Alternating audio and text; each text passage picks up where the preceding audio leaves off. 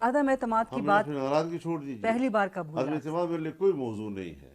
میں نے آپ کو ساری بات بتا دی ہے, اتنا کافی ہے. غیر ضروری سوالات آپ نہ کریں. جتنا میں نے کہنا تھا وہ میں نے کہہ دیا ہے. اور آپ اس معاملے کو یہیں پہ کلوز کرنا ختم ہو گئی نا بات, وہ گزر گئی خبر.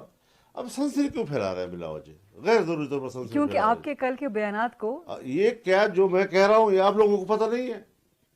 کل آپ کتابیں لکھیں گے, صحافی لوگ پھر بعد میں کتابیں لکھتے ہیں نا جی, پھر اس میں آپ لکھیں گے کہ ہمیں یہ بھی پتہ تھا, یہ بھی پتہ تھا, یہ بھی پتہ تھا.